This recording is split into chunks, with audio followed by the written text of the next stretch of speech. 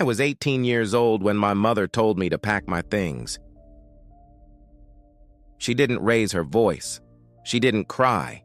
She didn't even look uncomfortable. She simply stood in the doorway of my bedroom, arms crossed, eyes distant, as if she were looking at a stranger who had overstayed their welcome.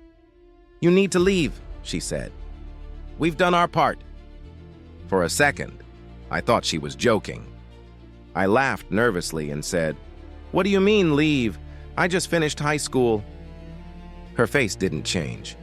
My stepfather, who had been pretending to read the newspaper in the living room, lowered it just enough to look at me. "You're 18, he said.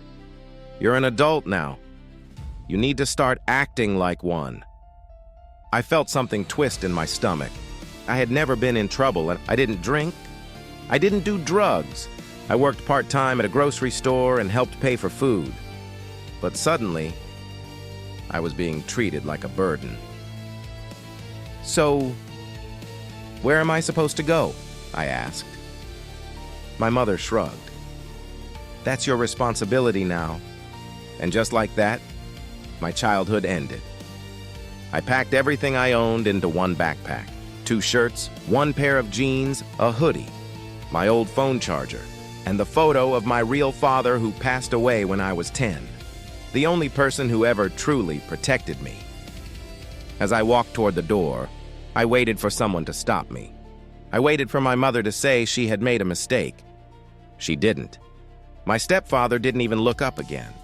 The door closed behind me, and the lock clicked. That sound stayed in my head for years. I walked for hours. I didn't know where I was going. I just kept walking. When night came, the city looked different, louder, colder, more dangerous. I sat on a metal bus bench downtown, hugging my backpack to my chest, watching strangers pass me without even noticing I existed. That night, I didn't sleep. Every sound made my heart race. Every shadow felt like a threat. I kept asking myself, how can your own family erase you? The next weeks were survival. I learned quickly that the world doesn't slow down for broken teenagers. You either adapt or you disappear. I asked friends for couches. I begged for extra shifts at work.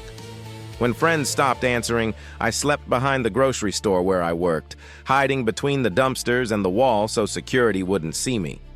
I washed my face in the store bathroom and tried to pretend everything was normal.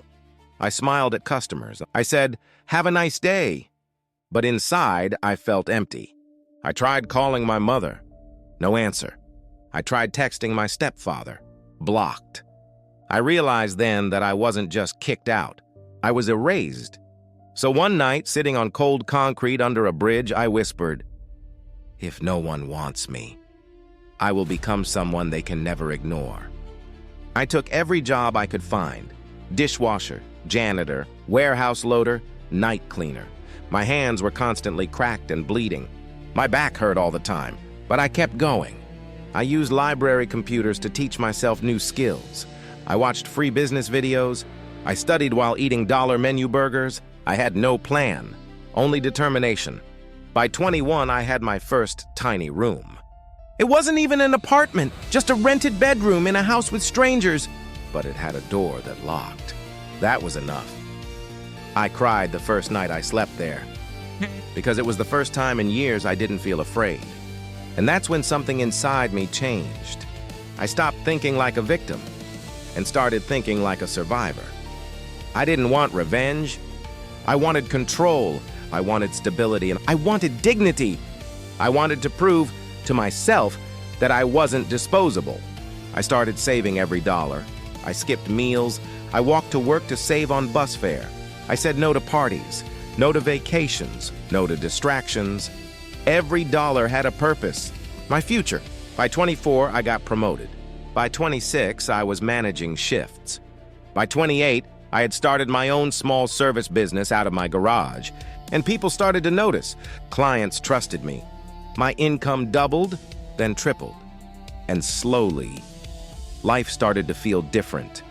I was no longer surviving. I was building. One night, I stood in front of a mirror in my tiny bathroom and whispered, "They didn't break you. You broke the cycle. And then, almost 10 years after the night I was kicked out, my phone buzzed. Unknown number. Hi, it's Mom. My heart stopped. They didn't recognize me when I stood in front of them again.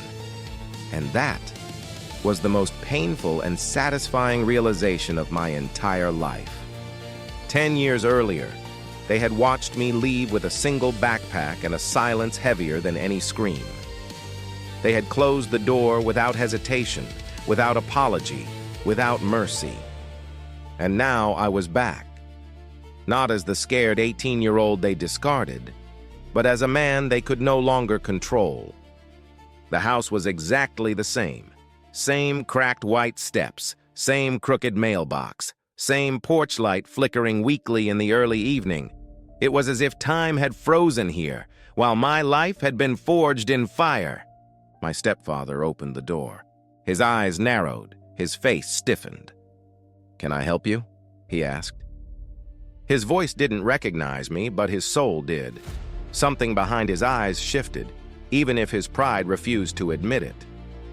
"Yes," I said quietly. "I'm here about the house." My mother stepped into view behind him. Her hand flew to her mouth. "Daniel?" I didn't answer, not yet. They invited me inside. The living room smelled exactly like I remembered, cheap cleaner and old carpets mixed with memories that still made my chest tighten. The walls were decorated with the same family photos, except I was missing from almost all of them. I had been erased. They offered me a seat. I declined. I remained standing, because standing reminded me that I had survived. They began explaining their situation, how the mortgage had fallen behind, how medical bills had swallowed their savings, how the bank was preparing to seize the house, how desperate they were.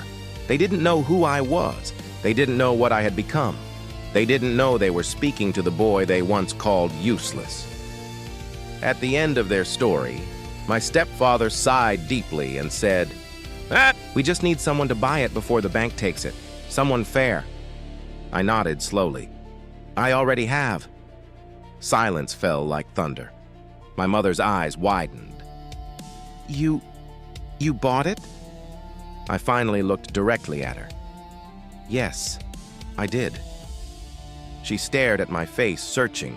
The lines of my jaw, the shape of my eyes, the voice. Recognition finally struck her, like lightning. "Oh my God!" My stepfather stood up abruptly. "You're lying!" I calmly reached into my jacket and placed the folder on the coffee table. The deed, the purchase contract, the signatures, my name. His face drained of color. My mother began to cry. "You can't do this," my stepfather whispered. "This is our home." I tilted my head slightly. "You're right," I said quietly. "It was your home." The room collapsed into sobs and anger and disbelief.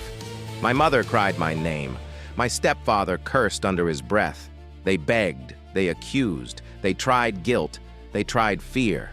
And in that chaos, something inside me healed.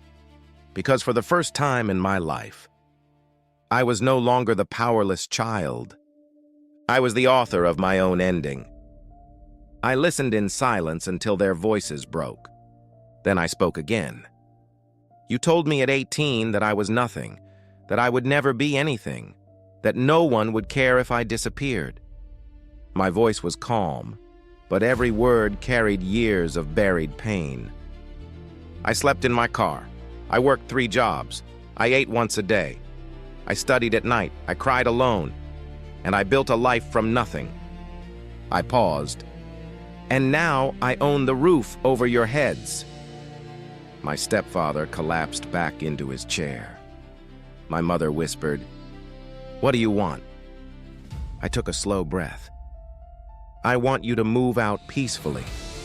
I want you to stop pretending you were never cruel. And I want you to understand something."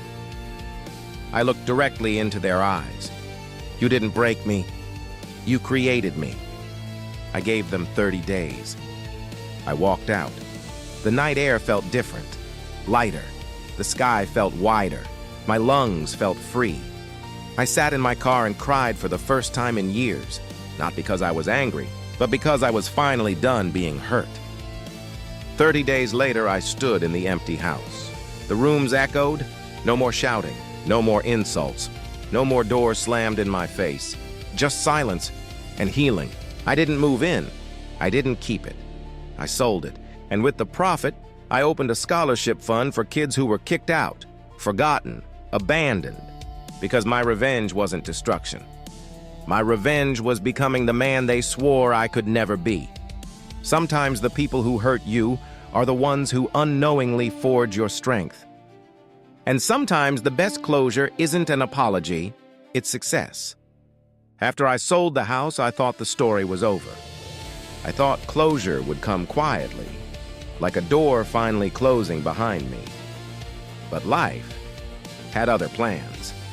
3 months after the sale, I received a letter in the mail. No return address, no signature. Just my name written in handwriting I recognized instantly. My mother's. My hands trembled as I opened it. The letter was long, longer than any conversation she had ever had with me. She wrote about her regrets, about how she should have protected me, about how she stayed silent when my stepfather humiliated me, about how she convinced herself that discipline was love, and how wrong she had been. She wrote, "You were never the problem. We were." I stared at those words for a long time. They felt heavy. They felt honest. They felt too late. 2 weeks later, my phone rang. It was my stepfather. His voice sounded older, smaller. He didn't apologize. He didn't justify. He simply said, "You won." I closed my eyes. "This isn't about winning," I replied. There was a long silence. Then he whispered, "You became everything we said you couldn't be." And then the line went dead. That night, I sat alone in my apartment, looking out over the city lights. Lights I used to think belonged to another world, a world I wasn't meant to enter. And I realized something powerful. The people who doubt you are often the people who fear your potential the most. I thought about the kids now receiving scholarships through the fund I had created. Kids sleeping in shelters, kids hiding in cars, kids pretending they're okay when they're not. And I whispered out loud, "You're going to make it." Because I had, not because I was lucky, but because I refused to let rejection become my destiny. Sometimes family isn't the people who raise you. It's the people you become when no one saves you. And sometimes the greatest revenge is not destroying the people who hurt you. It's becoming proof that they were wrong, forever,